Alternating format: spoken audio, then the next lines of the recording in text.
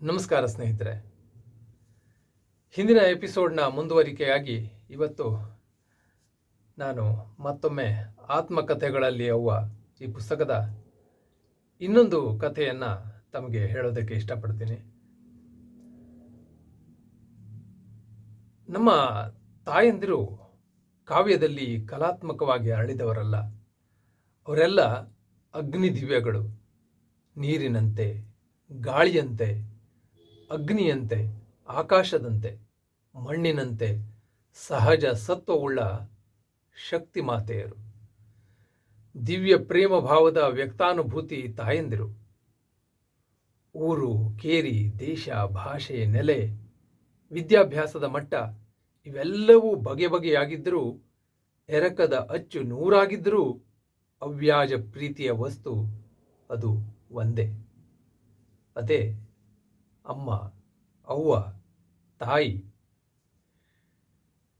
ಕೂಲಿಗೆ ಹೋಗುವ ತಾಯಿ, ಶಾಲೆಗೆ ಹೋಗುವ ತಾಯಿ, ಉತ್ತು ಬಿತ್ತುವ ತಾಯಿ, ಒತ್ತೆಯಾಳಾಗಿ ದುಡಿಯುವ ತಾಯಿ, ದನಗಾಹಿ ತಾಯಿ, ಜನೋಪಕಾರಿ ತಾಯಿ, ಲೋಕವಂದಿತ ತಾಯಿ, ಲೋಕ ನಿಂದಿತ ತಾಯಿ, ಮಕ್ಕಳ ಏಳಿಗೆಯನ್ನು ಕಂಡು ಸೊಕ್ಕುವ ತಾಯಿ, ಅವಮಾನಗಳನ್ನು ನುಂಗಿ ನಟ್ಟಿರುಳು ಬಾಯಿಗೆ ಸೆರಗಿಕ್ಕಿ ಬಿಕ್ಕುವ ತಾಯಿ, ಮಕ್ಕಳಿಗೆ ಉಣಲು ಇಕ್ಕಿ ತಾನು ಹಸಿವಿನಿಂದ ಕುಂದಿ ಬಸವಳಿದು ಹೋದರೂ ತುಟಿಯಂಚಿನ ಮೃದು ನಗೆ ಮಾಸದ ತಾಯಿ, ರೋಗಪೀಡಿತೆಯಾಗಿ ದುರ್ಭರ ಯಾತನೆಯಿಂದ ನರಳುತ್ತಿರುವಾಗಲೂ ಆ ಸುದ್ದಿ ತಿಳಿದರೆ ಮಗ ಎಲ್ಲಿ ನೊಂದಾನೋ ಎಂದು ಸದ್ದಿಲ್ಲದಂತೆ ಉರಿದು ಕರ್ಪೂರದಂತೆ ಕರಗಿ ಕರಗಿ ಮರೆಯಾಗಿ ಹೋದ ತಾಯಿ. ತಾಯಂದಿರ ಆ ಪ್ರೇಮಕ್ಕೆ ಎಣೆಯುಂಟೆ? ಅಂತಹ ಒಬ್ಬ ಮಹಾತಾಯಿಯ ಬಗ್ಗೆ ಇವತ್ತಿನ ಈ ಎಪಿಸೋಡ್ ಮೀಸಲಾಗಿದೆ. ಶ್ರೀಮತಿ ಗಂಗಮ್ಮ ಸೋಮಪ್ಪ ಬೊಮ್ಮಾಯಿ ಪ್ರತಿಷ್ಠಾನ, ಹುಬ್ಬಳ್ಳಿ, ಇದರಿಂದ ಪ್ರಕಟಿತ ಆತ್ಮಕಥೆಗಳಲ್ಲಿ ಅವ್ವ ಪುಸ್ತಕದ ಒಂದು ಭಾಗವನ್ನು ನಾನಿವತ್ತು ತಮಗೆ ಪರಿಚಯಿಸಿಕೊಡ್ತೀನಿ. ಈಗಾಗಲೇ ಹೇಳಿದ ಹಾಗೆ ಇದರ ಸಂಪಾದಕರು ಆದರಣೀಯ ಶ್ರೀ ಚಂದ್ರಶೇಖರ್ ವಸ್ತ್ರದವರು. ಅವರ ಅನುಮತಿ ಪಡ್ಕೊಂಡೇ ನಾನು ತಮಗೆ ಈ ಭಾಗವನ್ನು ಪರಿಚಯಿಸ್ತಾ ಇದ್ದೀನಿ. ಸಾಧ್ಯವಾದರೆ ಈ ಪುಸ್ತಕವನ್ನು ತಾವು ಕೊಂಡುಕೊಂಡು ಓದಿ, ನಿಮ್ಮ ಮನೆಯ ಗ್ರಂಥಾಲಯದಲ್ಲಿ ಒಂದು ಜಾಗ ಕೊಡಿ. ನಿಜಕ್ಕೂ ಸಂಗ್ರಹ ಯೋಗ್ಯ ಪುಸ್ತಕ ಇದು, ಇದರಲ್ಲಿ ಡೌಟೇ ಇಲ್ಲ. ಸರಿ, ಇವತ್ತು ನಾನು ಆಯ್ದುಕೊಂಡಂಥ ಕತೆ ಯಾವುದು ಅಂದರೆ ಡಾಕ್ಟರ್ ಸಹಜ ನಾಗಲೋಟಿ ಮಠ್ ಅವರ ತಾಯಿ ಹಂಪವ್ವ ಅವರದ್ದು. ದೇಶದ ವೈದ್ಯಕೀಯ ಕ್ಷೇತ್ರ ಕಂಡ ಒಬ್ಬ ಮಹಾನ್ ವ್ಯಕ್ತಿ. Karnataka institute of medical science ಹುಬ್ಬಳ್ಳಿಯ ಡೈರೆಕ್ಟರ್ ಆಗಿ ಸೇವೆ ಸಲ್ಲಿಸಿದ್ದ, ಬೆಳಗಾವಿಯ JN ಮೆಡಿಕಲ್ ಕಾಲೇಜ್ನಲ್ಲಿ ಡಾಕ್ಟರ್ ಆಗಿ ಸೇವೆ ಸಲ್ಲಿಸಿದ್ದ ಬನಹಟ್ಟಿಯ ಡಾಕ್ಟರ್ ಸಹಜ ನಾಗಲೋಟಿ ಮಠ್ ತಮ್ಮ ಆತ್ಮಕಥೆ ಬಿಚ್ಚಿದ ಜೋಳಿಗೆ ಪುಸ್ತಕದಲ್ಲಿ ತಮ್ಮ ತಾಯಿಯ ಬಗ್ಗೆ ಈ ರೀತಿ ಬರೆದಿದ್ದಾರೆ. ಅದರ ಕೆಲವು ಭಾಗಗಳು ಆತ್ಮಕಥೆಗಳಲ್ಲಿ ಅವ್ವದಲ್ಲಿ ಪ್ರಕಟ ಆಗಿದೆ. ಊರಿನಲ್ಲಿ ನನ್ನ ಸ್ನೇಹಿತ ಸಿದ್ದಣ್ಣ ಪಾಟೀಲ ನನ್ನ ತಾಯಿಯ ಯೋಗಕ್ಷೇಮ ನೋಡುತ್ತಿದ್ದ. ಒಂದೆರಡು ತಿಂಗಳಾದ ಮೇಲೆ ತಾಯಿಯನ್ನು ಕಂಡು ಬರಲು ಊರಿಗೆ ಹೋದೆ. ತಾಯಿ ಮನೆಯಲ್ಲಿ ಇದ್ದಿಲ್ಲ. ಸ್ವಲ್ಪ ಹೊತ್ತು ಕಾಯುತ್ತಾ ಕುಳಿತೆ. ಸಂಜೆಯ ಹೊತ್ತಿಗೆ ಬಂದಳು. ಕೈಯಲ್ಲಿ ಒಂದು ಹುಲ್ಲು ಕೆತ್ತುವ ಕುರುಪಿ ಇತ್ತು. ಮೈಯೆಲ್ಲ ಧೂಳು, ಮುಖ ಒಣಗಿತ್ತು. ನನ್ನ ತಾಯಿಯನ್ನು ಇಂಥ ರೂಪದಲ್ಲಿ ನಾನೆಂದೂ ಕಂಡಿದ್ದಿಲ್ಲ. ಬಂದವಳೆ ನನ್ನ ಬಗ್ಗೆ ವಿಚಾರಿಸಿದಳು. ಅಷ್ಟರಲ್ಲಿ ನನ್ನ ಸ್ನೇಹಿತ ಸಿದ್ದಣ್ಣ ಪಾಟೀಲ ಬಂದರು. ಅವರು ಬಂದು ಮೊದಲನೇ ಫಿರ್ಯಾದಿ ಹೇಳಿದರು. ಬೇಡ ಬೇಡ ಎಂದರೂ ನಿನ್ನ ತಾಯಿ ದಿನಾಲೂ ಕೂಲಿ ಕೆಲಸಕ್ಕೆ ಹೋಗುತ್ತಿರುವಳು. ಅವನು ವಿನಂತಿಸಿದರೂ ಆಕೆ ತನ್ನ ಹಠ ಬಿಟ್ಟಿಲ್ಲ. ನಾನು ಸುಮ್ಮನೆ ಕುಳಿತಿದ್ದೆ. ಆಮೇಲೆ ತಾಯಿ ಹೇಳಿದಳು, ಸದಾ ನೋಡು, ನನ್ನ ಗಂಡ ಇರುವವರೆಗೆ ನಾನು ಶ್ರೀಮಂತನ ಹೆಂಡತಿಯಾಗಿದ್ದೆ. ಈಗ ಅವರಿಲ್ಲ. ಬಡವಿಯಾಗಿರುವೆ. ಬಡವಿಯಂತೆ ಜೀವಿಸುತ್ತಿರುವೆ. ಕೂಲಿ ಮಾಡಿದರೆ ಮಾತ್ರ ನನ್ನ ಹೊಟ್ಟೆ ತುಂಬುವುದು. ನೀನು ಡಾಕ್ಟರ್ನಾಗಿ ಬರುವವರೆಗೆ ನಾನು ಕೂಲಿ ಮಾಡುವೆ. ನನ್ನ ಮಗಳನ್ನು ಸಾಕಿಕೊಂಡು ಬದುಕುವೆ. ನೀನು ಶ್ರದ್ಧೆಯಿಂದ ಓದಿ ಡಾಕ್ಟರ್ನಾಗಿ ಬಾ. ಅಂದು ನನ್ನ ಕೂಲಿ ನಿಲ್ಲಿಸುವೆ. ನನ್ನ ತಾಯಿಯ ಧೈರ್ಯದ ಮುಂದೆ ನಾನು ತಲೆಬಾಗಿದೆ. ಕಣ್ಣೀರು ಒರೆಸಿಕೊಂಡು ಕುಳಿತೆ. ಈಗ ಮನೆಯಲ್ಲಿ ಗೋವಿನ ಜೋಳದ ರೊಟ್ಟಿ ನಿತ್ಯವಾಗಿತ್ತು. ಗೋವಿನ ಜೋಳದ ನುಚ್ಚು ಇರುತ್ತಿತ್ತು. ತಾಯಿ ನನಗೆ ಧೈರ್ಯ ಹೇಳಿ ಆರೋಗ್ಯ ಕಾಪಾಡಿಕೊಳ್ಳಲು ಸೂಚಿಸಿ ಹುಬ್ಬಳ್ಳಿಗೆ ಕಳುಹಿಸಿದಳು. ಅವಳ ಪಾದಗಳಿಗೆ ಹಣೆ ಹಚ್ಚಿ ನನ್ನ ಕರ್ತವ್ಯದ ಕಡೆಗೆ ಹೊರಳಿದೆ. ನನ್ನ ತಾಯಿಯದು ಬಲು ಗಟ್ಟಿ ಜೀವ, ಅಷ್ಟೇ ಧೈರ್ಯವಂತೆ. ನಮ್ಮ ಮನೆಯ ಪರಿಸ್ಥಿತಿ ಅಷ್ಟು ಹದಗೆಟ್ಟಿದ್ದರೂ ಆಕೆ ಒಂದು ದಿನವೂ ಯಾರ ಸಹಾಯಕ್ಕಾಗಿಯೂ ಯಾಚಿಸಲಿಲ್ಲ, ಯಾರನ್ನೂ ಒಂದು ಪೈಸೆ ಕೇಳಲಿಲ್ಲ, ಯಾವ ನೆರೆಮನೆಯವರನ್ನೂ ಎಂಥದೇ ಸಾಮಾನು ಕೈಗಡ ಕೇಳಲಿಲ್ಲ. ಒಂದು ದಿನವೂ ಪೇಟೆಯ ಕಡೆಗೆ ಹೊರಳಿ ನೋಡಲಿಲ್ಲ. ತಿನ್ನಲು ಇಂಥದ್ದಿಲ್ಲ, ಇಂಥದ್ದು ಬೇಕು ಎನ್ನಲಿಲ್ಲ. ಆಗ ಗೋವಿನ ಜೋಳ ಸೋವಿ ಇತ್ತು, ಜೋಳದ ಬೆಲೆಯ ಅರ್ಧಕ್ಕಿಂತ ಕಡಿಮೆ. ತಂಗಿ ಶಾರದೆಯನ್ನು ಪೇಟೆಗೆ ಕಳುಹಿಸಿ ಗೋವಿನ ಜೋಳ ತರಿಸುತ್ತಿದ್ದಳಂತೆ. ಅದನ್ನು ಬೀಸುಕಲ್ಲಿನಲ್ಲಿ ಬೀಸುವುದು, ಬಂದ ಹಿಟ್ಟನ್ನು ಸಾಣಿಸಿ ರೊಟ್ಟಿ ಮಾಡುವುದು, ಅದೇ ಹಿಟ್ಟಿಗೆ ಒಗ್ಗರಣೆ ಹಾಕಿ ಹಿಟ್ಟಿನ ಪಲ್ಯ ಮಾಡುತ್ತಿದ್ದಳು. ತಾನು ಕೂಲಿಗೆ ಹೋದ ತೋಟಗಳ ಬದುಗಳಲ್ಲಿ ಕಸದಂತೆ ಬೆಳೆದ ಕಿರಕಸಾಲಿ ಪಲ್ಯ ಕಿತ್ತುಕೊಂಡು ಬರುತ್ತಿದ್ದಳು. ಅದಕ್ಕೆ ಒಗ್ಗರಣೆ ಕೊಟ್ಟು ಅದನ್ನೇ ತಂಗಿಗೆ ತಿನ್ನಿಸಿ ಉಳಿದದ್ದನ್ನು ತಾನು ತಿನ್ನುತ್ತಿದ್ದಳು. ಒಂದೊಂದು ಸಲ ನನ್ನ ತಂಗಿ ಹಸಿದು ಬಂದು ಎಲ್ಲವನ್ನೂ ತಿಂದರೆ ಅಂದು ತಾಯಿ ಉಪವಾಸ ಕಳೆಯುತ್ತಿದ್ದಳು. ಯಾರಾದರೂ ಹೊರಗಿನವರು ಬಂದರೆ ಊಟ ಭಾರವಾಗಿದೆ ಎಂದು ಸುಳ್ಳು ಹೇಳುತ್ತಿದ್ದಳು. ಆಗಿನ ಕಾಲದಲ್ಲಿ ಗೋವಿನ ಜೋಳ ಕೇವಲ ಎತ್ತುಗಳಿಗೆ ಹಾಗೂ ಆಕಳಿಗೆ ಹಾಕುತ್ತಿದ್ದರು. ತಂಗಿಯ ಗೆಳತಿಯರು ಮನೆಗೆ ಬರುವಷ್ಟರಲ್ಲಿ ತಂಗಿಗೆ ಊಟ ಮಾಡಿಸಿ ತಾಟು ತೊಳೆದು ಇಡುತ್ತಿದ್ದಳು. ಮನೆಗೆ ಬೇಕಾದ ನೀರನ್ನು ಸೇದುವ ಬಾವಿಯಿಂದ ಸೇದಿ ಹೊತ್ತು ತಂದು ಹಂಡೆ ತುಂಬಿಸುತ್ತಿದ್ದಳು. ನನ್ನ ಗೆಳೆಯರು ಈಕೆಯ ತೊಂದರೆಯನ್ನು ನೋಡಿ ಆರ್ಥಿಕ ಸಹಾಯ ಮಾಡಲು ಬಂದರೆ ನೇರವಾಗಿ ನಿರಾಕರಿಸುತ್ತಿದ್ದಳು. ತನ್ನ ಹತ್ತಿರ ಹಣವಿದೆ ಎಂದು ಹೇಳಿ ಕಳಿಸಿಬಿಡುತ್ತಿದ್ದಳು. ಆಕೆ ಸ್ವಾಭಿಮಾನಿ.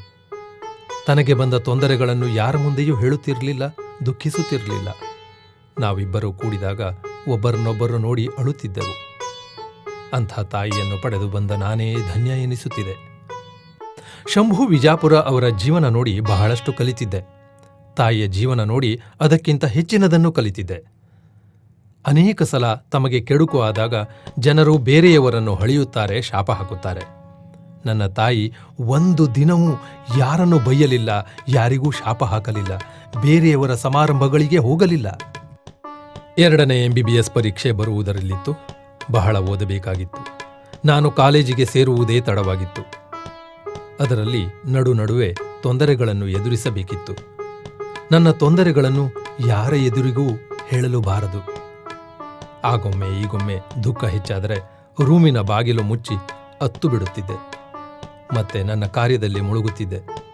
ನನ್ನ ಮಾವನವರು ಯಾರದೋ ಮಾತು ಕೇಳಿ ನನ್ನ ಖರ್ಚು ಪ್ರತಿ 6 ತಿಂಗಳಿಗೆ 1,000 ಬರುವುದಿಲ್ಲ, ಬಹಳವೆಂದರೆ 300 ರೂಪಾಯಿ ಬರಬಹುದೆಂದು ಅಂದಾಜಿಸಿದರು. ಒಂದು ದಿನ ಹೇಳಿಯೂ ಬಿಟ್ಟರು. ತೊಂದರೆಯಲ್ಲಿ ಮತ್ತೆ ಬಿದ್ದೆ. ನಾನು ಭಿಕಾರಿ, ಅವರು ಕೊಡುವವರು. ನನ್ನ ಗೆಳೆಯರಿಗೆ ಇದು ತಿಳಿಯಿತು. ಅವರು ಸಿಟ್ಟಿಗೆದ್ದು ನನ್ನ ಮಾವನವರಿಗೆ ತಿಳಿ ಹೇಳಲು ಪ್ರಯತ್ನಿಸಿದರು. ಆದರೆ ಫಲಕಾರಿಯಾಗಲಿಲ್ಲ. ಶಂಭು ವಿಜಾಪುರ ಅವರ ಸಂಗಡ ಬದುಕಿದ ದಿನಗಳು ನೆನಪಾದವು. ಅವರು ಮಾಡುತ್ತಿದ್ದ ಎಲ್ಲ ಹೊಂದಾಣಿಕೆಗಳನ್ನು ಅಳವಡಿಸಿಕೊಂಡೆ. ಮುಂಜಾನೆ ತೆಗೆದುಕೊಳ್ಳುತ್ತಿದ್ದ ಬ್ರೇಕ್ಫಾಸ್ಟ್ ಬಂದ್ ಮಾಡಿದೆ. ಊಟವನ್ನು ಸಾಧ್ಯವಾದಷ್ಟು ಜಾಸ್ತಿ ಮಾಡಿದೆ. ನಡುವೆ ಹೊಟ್ಟೆ ಹಸಿಯದಂತೆ ನೋಡಬೇಕಾಗಿತ್ತು. ಬಂಗಲೆಯಲ್ಲಿ ಬಾಡಿಗೆ ಹಿಡಿದಿದ್ದ ರೂಮನ್ನು ಬಿಟ್ಟು ಹಾಸ್ಟೆಲ್ ಸೇರಿದೆ. ಅಲ್ಲಿಯ ವಾತಾವರಣಕ್ಕೆ ಹೊಂದಿಕೊಂಡೆ. ಒಬ್ಬನೇ ಇದ್ದಾಗ ಎಲ್ಲ ಪುಸ್ತಕಗಳು ಬೇಕಾಗುತ್ತಿದ್ದವು. ಹಾಸ್ಟೆಲಿಗೆ ಬಂದ ಮೇಲೆ ಒಂದಿಲ್ಲ ಒಂದು ಪುಸ್ತಕ ಸ್ನೇಹಿತರಿಂದ ಓದಲು ದೊರೆಯುತ್ತಿದ್ದವು. ಧಾರವಾಡದಲ್ಲಿದ್ದಾಗ ಸ್ನೇಹ ಬೆಳೆಸಿದ ಕಂಬಳ್ಯಾಳರು ತೀರಾ ಆತ್ಮೀಯರಾದರು. ನನಗೆ ಬೇಕಾದ ಎಲ್ಲ ಪುಸ್ತಕಗಳನ್ನು ಅವರು ಖರೀದಿಸಿ ಓದಲು ಕೊಡುತ್ತಿದ್ದರು, ಓದಲು ಪ್ರೋತ್ಸಾಹಿಸುತ್ತಿದ್ದರು. ನನಗೆ ಇದೊಂದು ಬಲು ದೊಡ್ಡ ಸಹಾಯವಾಯಿತು. ಬರಬರುತ್ತಾ ನಾನು ತಿಳಿದುಕೊಂಡ ವಿಷಯಗಳನ್ನು ತಿಳಿಸಹತ್ತಿದೆ. ಅದು ಅವರಿಗೆ ಬಹಳ ಹಿಡಿಸಿತ್ತು. ಒಂದು ರೀತಿಯಿಂದ ನನ್ನ ಮಾಸ್ತರಿಕೆ ಅಲ್ಲಿಂದಲೇ ಪ್ರಾರಂಭವಾಯಿತು. ಓದಲು ಪುಸ್ತಕಗಳ ಕೊರತೆ ನೀಗಿತು. ಆದರೆ ನನಗೆ ತೊಡಲು ಬಟ್ಟೆಗಳು ಇದ್ದಿಲ್ಲ. ಅದನ್ನು ತಿಳಿದ ಕಂಬಳ್ಯಾಳರು ನನಗೆ ಸರಿ ಹೊಂದುವಂಥ ಒಂದು ಟೆರ್ಲಿನ್ ಬುಷ್ ಶರ್ಟ್ ಹೊಲಿಸಿಕೊಟ್ಟರು. ಒಂದು ಪ್ಯಾಂಟ್ ಹಾಗೂ ಈ 2 ಬುಷ್ ಶರ್ಟ್ಗಳು ನಾನು ನನ್ನ ಓದು ಮುಗಿಸುವವರೆಗೆ ಬಳಕೆಯಲ್ಲಿದ್ದವು. ಒಂದು ವೇಳೆ ಅವರು ಬುಷ್ ಶರ್ಟ್ಗಳನ್ನು ಕೊಡಿಸದಿದ್ದರೆ ಏನಾಗುತ್ತಿತ್ತೋ ಗೊತ್ತಿಲ್ಲ. ನಾನು ನನ್ನ ಮಾವನವರಿಗೆ ಏನೂ ಹೇಳಲಿಲ್ಲ. ಅವರಿಗೆ ಏನು ಸರಿಯೋ ಅದು ಕೊಡಲೆಂದು ಸುಮ್ಮನಿದ್ದೆ. ಅವರು ಕೊಟ್ಟಷ್ಟು ಹಣದಲ್ಲಿ ಬದುಕತೊಡಗಿದೆ. ಆಗೊಮ್ಮೆ ಈಗೊಮ್ಮೆ ಅವರು ಮನೆಗೆ ಊಟಕ್ಕೆ ಕರೆಯುತ್ತಿದ್ದರು. ನಾನು ನಯವಾಗಿ ಅದನ್ನು ತಿರಸ್ಕರಿಸುತ್ತಿದ್ದೆ. ಹುಬ್ಬಳ್ಳಿಯಲ್ಲಿಯೇ ಹೆಂಡತಿ ಇದ್ದರೂ ಒಂದು ದಿನವೂ ಅವರ ಮನೆಗೆ ಹೋಗಲಿಲ್ಲ, ಮಾತಾಡಿಸಿ ಬರಲಿಲ್ಲ. ದಸರೆಯ ದಿನ ಅವರ ಮನೆಗೆ ಹೋಗಿ ಅತ್ತೆ ಮಾವಂದರಿಗೆ ಬನ್ನಿ ಕೊಟ್ಟು ಬರುತ್ತಿದ್ದೆ. ಆಗ ನನ್ನ ಹೆಂಡತಿ ಒಂದು ಬನ್ನಿ ಕೊಟ್ಟು ನಮಸ್ಕರಿಸಿ ಹಿಂದೆ ಸರಿಯುತ್ತಿದ್ದಳು. ಆಕೆಯಾದರೂ ಸಹ ತಾನು ನನ್ನೊಡನೆ ಮಾತಾಡುವ ಇಚ್ಛೆ ವ್ಯಕ್ತಪಡಿಸಲೇ ಇಲ್ಲ. ಎಲ್ಲಿಯಾದರೂ ನನ್ನನ್ನು ನೋಡಿದರೆ ತಲೆ ತಗ್ಗಿಸಿ ಹೋಗುತ್ತಿದ್ದಳು. ನಾವಿಬ್ಬರೂ ಮಾತಾಡಬೇಕೆಂಬ ಅನಿಸಿಕೆ ನಮಗೆ ಬರಲೇ ಇಲ್ಲ. ನನ್ನ ಓದು ಮುಗಿದು ನನಗೆ ನೌಕರಿ ಸಿಗುವವರೆಗೆ ನಾವಿಬ್ಬರೂ ದೂರ ಇರುವುದೆಂದು ನಿಯಮ ಹಾಕಿದ್ದೆ. ಹಾಗೆಯೇ ನಡೆದುಕೊಂಡೆವು.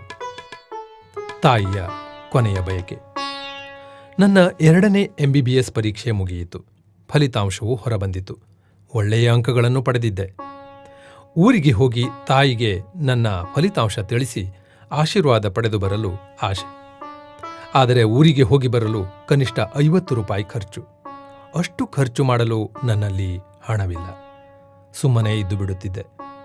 ಆದರೆ ಯಾಕೋ ಏನೋ ತಾಯಿಯ ನೆನಪು ಜಾಸ್ತಿ ಆಗತೊಡಗಿತು. ಊರಿಗೆ ಹೋಗಿ ಬರಬೇಕೆಂದು ನಿಶ್ಚಯಿಸಿದೆ. ಬಸ್ಸು ಹತ್ತಿ ಜಮಖಂಡಿಗೆ ತಲುಪಿದೆ.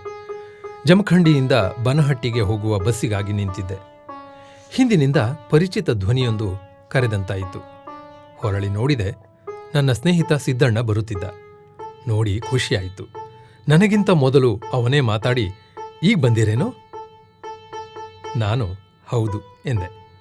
ನಾವು ಇಲ್ಲಿಯೇ ಭೇಟಿಯಾದದ್ದು ಒಳ್ಳೆಯದಾಯಿತು.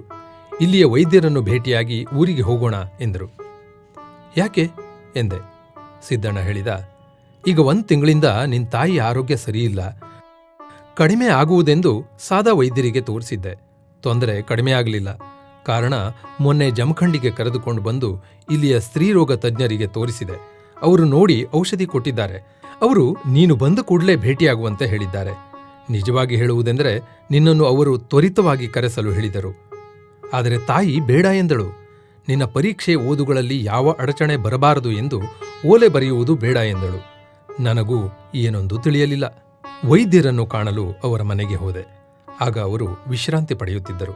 ಆದರೂ ಎದ್ದು ಬಂದರು. ನನ್ನೊಡನೆ ಮಾತಾಡಿದರು. ಅವರು ಹೇಳಿದರು, ನೋಡ್ರಿ, ನಿಮ್ಮ ತಾಯಿಗೆ ಗರ್ಭಾಶಯದ ಕ್ಯಾನ್ಸರ್ ಆಗಿದೆ. ಈಗಾಗಲೇ ಸಾಕಷ್ಟು ಬೆಳೆದಿದೆ. ತಡ ಮಾಡಬೇಡಿ. ತಜ್ಞರಿಗೆ ತೋರಿಸಿ ಉಪಚಾರ ಮಾಡಿಸ್ರಿ.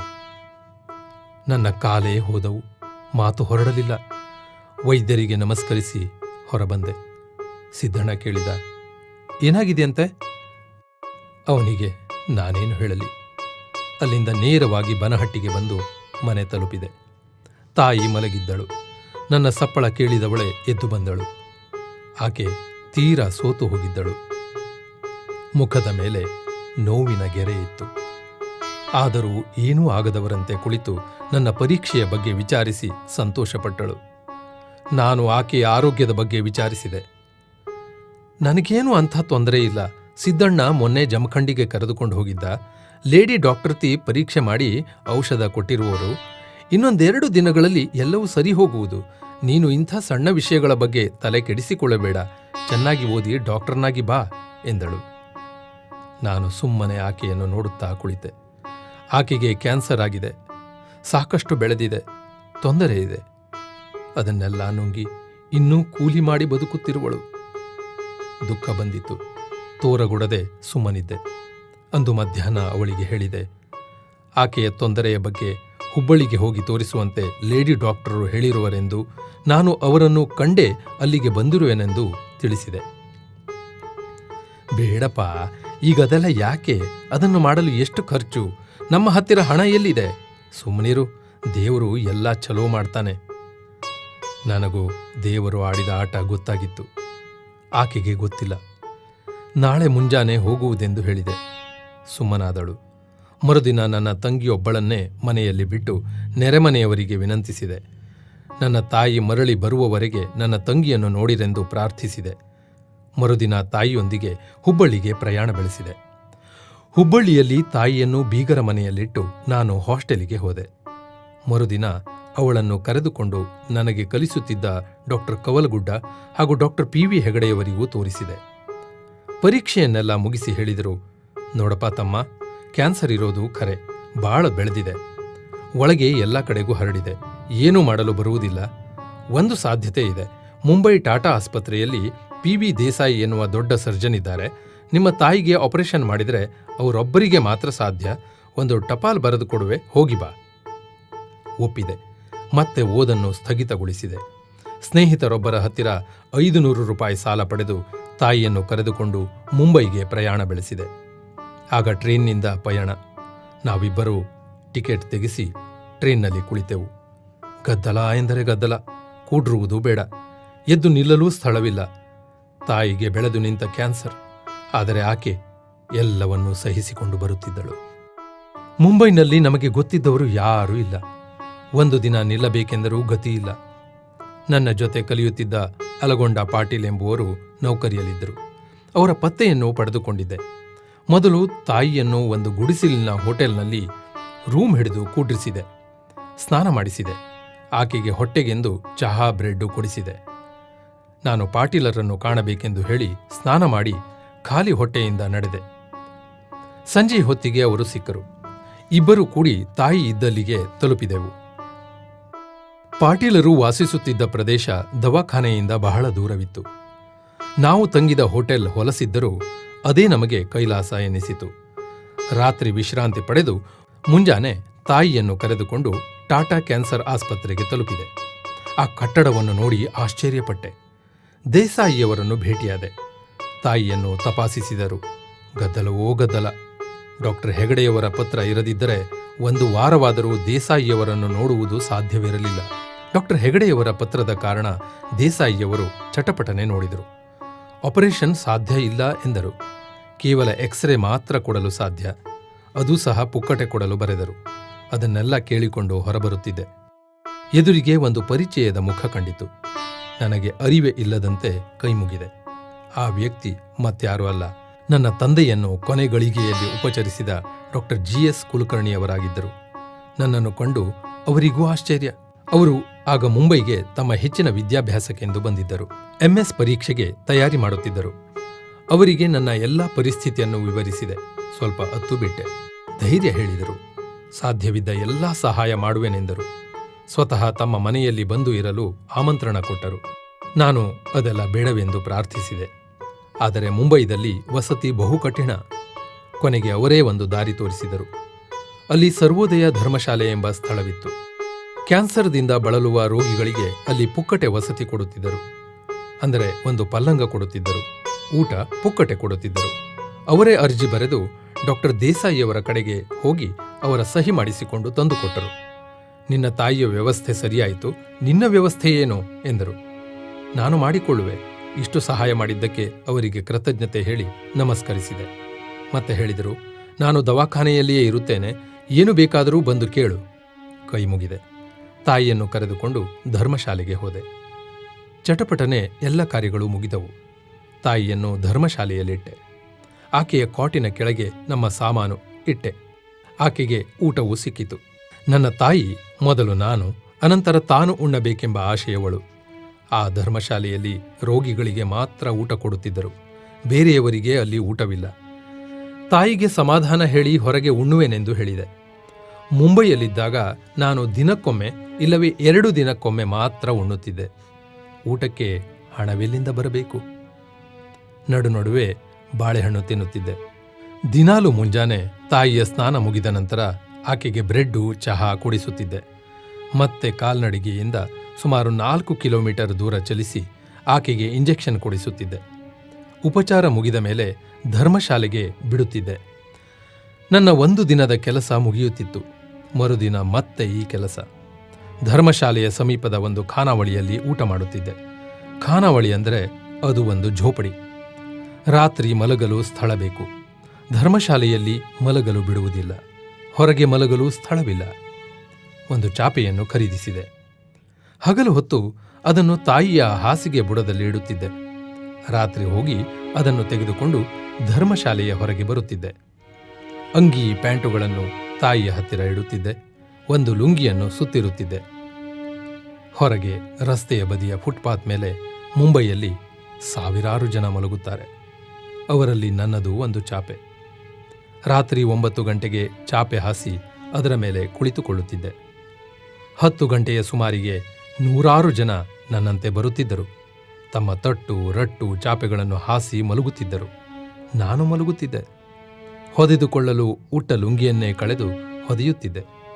ನಸುಕಿನಲ್ಲಿ ಎಲ್ಲರೂ ಹೇಳುತ್ತಿದ್ದರು, ಇಲ್ಲಿ ಸೂರ್ಯವಂಶಿಗಳಿಗೆ ಮುಗ್ಗಲುಗೇಡಿಗಳಿಗೆ ಸ್ಥಳವಿಲ್ಲ. ಬೆಳಕು ಹರಿಯುತ್ತಿದ್ದಂತೆ ಎಲ್ಲವೂ ಮಾಯ. ನನ್ನ ಅಂಗಿ ಪ್ಯಾಂಟು ತೊಟ್ಟುಕೊಳ್ಳುತ್ತಿದ್ದೆ.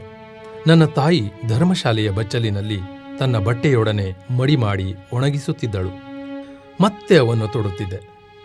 ಹುಬ್ಬಳ್ಳಿಯ ಕಾಲೇಜಿನಲ್ಲಿ ಕಲಿಯುವಾಗಲೂ ಇದೇ ಹಾಡು. ಅಲ್ಲಿ ನಾನೇ ಒಗೆದು ಹಾಕುತ್ತಿದ್ದೆ. ಮುಂಬೈಯಲ್ಲಿ ತಾಯಿ ಒಗೆದು ಹಾಕುತ್ತಿದ್ದಳು. ನನ್ನ ದಿನಚರಿ ಈ ರೀತಿ ನಡೆದಾಗ ಪಂಡಿತ್ ಜವಾಹರ್ಲಾಲರ ನಿಧನವಾಯಿತು. 1964. ಜನರೆಲ್ಲ ದಂಗು ಬಡಿದಂತೆ ಆದರು. ಎಲ್ಲಿ ಹೋದರೂ ಅದೇ ಮಾತು. ಮುಂಬೈಯಲ್ಲಿ 3 ದಿನ ಬಂದ್ ಆಚರಿಸಲು ನಿರ್ಧರಿಸಿದರು. ಎಲ್ಲವೂ ಬಂದಾದವು. ದೊಡ್ಡ ದೊಡ್ಡ ಹೋಟೆಲುಗಳಲ್ಲಿ ಕದ್ದು ಮುಚ್ಚಿ ತಿಂದು ಬರಲು ಸಾಧ್ಯವಿತ್ತು. ಚಿಕ್ಕ ಖಾನಾವಳಿ ಸಂಪೂರ್ಣ ಬಂದ್ ಮಾಡಿದರು. ಆಗ ನನಗೆ 3 ದಿನ ಏನೇನೂ ಆಹಾರವಿರಲಿಲ್ಲ. ಹೊಟ್ಟೆ ಹಸಿದು ಅತ್ತು ಬಿಟ್ಟೆ. ಆದರೆ ಅದು ತಾಯಿಗೆ ಗೊತ್ತಾಗಬಾರದು. ಅವಳೆದುರು ಹೋಗುವಾಗ ಉಂಡವನಂತೆ ಹೋಗುತ್ತಿದ್ದೆ. ಅಡಿಕೆ ಪುಡಿ ಇಸಿದುಕೊಳ್ಳುತ್ತಿದ್ದೆ. 4ನೇ ದಿನ ನಾಯಿಯಂತೆ ಆಗಿದ್ದೆ. ನಸುಕಿನಲ್ಲಿ ಸಮೀಪದ ಒಂದು ಅಂಗಡಿ ಚಾಲು ಆಯಿತು. ಒಡನೆ 1 ಪೌಂಡ್ ಬ್ರೆಡ್ ಖರೀದಿಸಿ ಅದನ್ನು ಜಗಿದು ಉಳಿದುದನ್ನೆಲ್ಲ ತಾಯಿಯ ಹತ್ತಿರ ಇಡಲು ಹೋದೆ. ಆಕೆ ನನ್ನನ್ನು ನೋಡಿ ಅಳಹತ್ತಿದಳು. ಯಾಕೆಂದು ಕೇಳಿದೆ. ಸದಾ ನೀನು 3 ದಿನಗಳಿಂದ ಉಪವಾಸ ಇದ್ದೀಯಂತ ಇಲ್ಲಿಯ ಹುಡುಗನೊಬ್ಬ ಹೇಳಿದ ಎಂದು ದುಃಖಿಸ ಹತ್ತಿದಳು. ಸುಳ್ಳು ಹೇಳಿದೆ. ಉಂಡಿರುವೆ ಎಂದು ಆಣೆ ಮಾಡಿದೆ. ಆ ದಿನಗಳನ್ನು ಇನ್ನೂ ನೆನೆಸುವೆ. ಡಾಕ್ಟರ್ ಪಿಂಟೋ ಎನ್ನುವ ಎಕ್ಸ್ರೇ ಕೊಡುವ ವೈದ್ಯರು ನನ್ನನ್ನು ಕರೆದು ಚೆನ್ನಾಗಿ ಮಾತಾಡಿದರು. ನಾನು ನನ್ನ ತಾಯಿಯ ಬಗ್ಗೆ ಮಾಡುತ್ತಿರುವ ಕಾಳಜಿಯನ್ನು ನೋಡಿ ಆನಂದಪಟ್ಟರು. ನಾನು ಬೇಗನೆ ಡಾಕ್ಟರ್ನಾಗಲೆಂದು ಹರಸಿದರು. ಅಂದು ಕೊಡುವ ಉಪಚಾರ ಕೊನೆಯದು. ನನ್ನ ತಾಯಿಯನ್ನು ಊರಿಗೆ ಕರೆದುಕೊಂಡು ಹೋಗಲು ಅಪ್ಪಣೆ ಇತ್ತರು. ಅದಕ್ಕಿಂತ ಹೆಚ್ಚಾಗಿ ಏನನ್ನೂ ಮಾಡಲು ಸಾಧ್ಯವಿಲ್ಲ ಎಂದರು. ಅಷ್ಟರಲ್ಲಿ ತಾಯಿಗೆ ಕ್ಯಾನ್ಸರಿನ ನೋವು ಬಂದಿತ್ತು. ಒಂದೊಂದು ಸಲ ವಿಪರೀತವಾಗುತ್ತಿತ್ತು. ಡಾಕ್ಟರ್ ಕುಲಕರ್ಣಿಯವರಿಗೆ ಭೇಟಿಯಾದೆ. ಕೃತಜ್ಞತೆ ಸೂಚಿಸಿದೆ. ಅಲ್ಲಿಯೇ ಅವರು ಮಾರ್ಫಿನ್ ಗುಳಿಗೆಗಳು ಹಾಗೂ ಇಂಜೆಕ್ಷನ್ಗಳನ್ನು ಖರೀದಿಸಲು ಅನುವು ಮಾಡಿದರು. ಅವೆಲ್ಲ ಆಕೆಯ ನೋವು ಕಡಿಮೆ ಮಾಡಲು. ಟಾಟಾ ಆಸ್ಪತ್ರೆಗೂ ಅಲ್ಲಿಯ ವೈದ್ಯರಿಗೂ ಕೆಲಸಗಾರರಿಗೂ ಧರ್ಮಶಾಲೆಯ ಅಧಿಕಾರಿಗಳಿಗೂ ವಂದಿಸಿ ತಾಯಿಯನ್ನು ಕರೆದುಕೊಂಡು ಬನಹಟ್ಟಿಗೆ ಬಂದೆ. ತಾಯಿ ಅರ್ಧಕ್ಕೆ ಅರ್ಧ ಸೊರಗಿದ್ದಳು. ಬಂದವರೆಲ್ಲ ನೋಡಿ ಗಾಬರಿಯಾದರು. ಅಲ್ಲಿಯೇ ಕುಳಿತೆ. ತಾಯಿ ಸಹಿಸಲಿಲ್ಲ. ಕೋಪಗೊಂಡಳು. ಎಚ್ಚರಿಸಿದಳು. ಸದಾ ನೀನು ಹುಚ್ಚನಾಗ್ಬೇಡ. ಏನೇ ಕಷ್ಟ ಬರಲಿ ನೀನು ಓದು ನಿಲ್ಲಿಸಕೂಡದು. ನನ್ನ ರೋಗಕ್ಕೆ ಮಾಡಬೇಕಾದ್ದೆಲ್ಲ ಮಾಡಿದೆ. ಬಹಳ ಕಷ್ಟಪಟ್ಟೆ. ಉಳಿದವರಿಂದ ನಾನು ಎಲ್ಲವನ್ನೂ ಕೇಳಿ ತಿಳಿದುಕೊಂಡಿರುವೆ. ನೀನು ಇಲ್ಲಿ ಕೂಡಿರುವುದು ಬೇಡ. ಹುಬ್ಬಳ್ಳಿಗೆ ಹೋಗಿ ಓದು ಮುಂದುವರೆಸು. ನನಗೆ ತೊಂದರೆಯಾದಾಗ ಕರೆ ಕಳಿಸುವೆ. ಈಗ ನೀನು ಹೋಗು ಹೋಗು ಎಂದರು. ಸ್ನೇಹಿತ ಸಿದ್ದಣ್ಣನನ್ನು ಕರೆದು ಎಲ್ಲವನ್ನೂ ಹೇಳಿದೆ. ತಾಯಿಗೆ ರೋಗ ಹೆಚ್ಚುವುದೇ ವಿನ ಕಡಿಮೆಯಾಗದು. ಆಕೆಯ ಮರಣ ಸಮೀಪಿಸಿದಾಗ ತಿಳಿಸಿರಿ ಬರುತ್ತೇನೆ ಅಂತ ಹೇಳಿ ಮರಳಿದೆ. ಮುಂದೆ ಕೆಲವೇ ದಿನಗಳಲ್ಲಿ ನಾಗಲೋಟಿ ಮಠರು ವೈದ್ಯಕೀಯ ಅಭ್ಯಾಸಕ್ಕಾಗಿ ವಿದೇಶಕ್ಕೆ ತೆರಳಿದಾಗ ತಾಯಿ ಹಂಪವ್ವ ತೀರಿಕೊಂಡರು.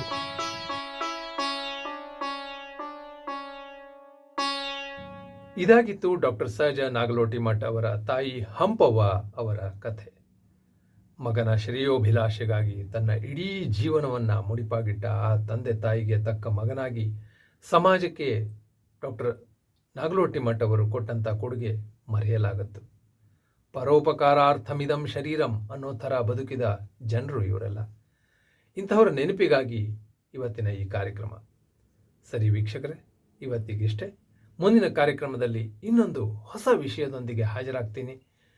ತಮಗೆ ಈ ಪ್ರಸ್ತುತಿ ಇಷ್ಟ ಆಯಿತೋ ಇಲ್ವೋ ಅನ್ನೋದನ್ನು ದಯವಿಟ್ಟು ಕಮೆಂಟ್ ಬಾಕ್ಸ್ನಲ್ಲಿ ತಿಳಿಸಿ. ಹೆಚ್ಚು ಹೆಚ್ಚು ಜನರಿಗೆ ಶೇರ್ ಮಾಡಿ. ಕನ್ನಡ ವಾಂಗ್ಮಯ ಇನ್ನಷ್ಟು ವಿಸ್ತಾರವಾಗಲಿ ಅಂತ ಕೇಳ್ತಾ ತಮ್ಮೆಲ್ಲರಿಗೂ ನಮಸ್ಕಾರ.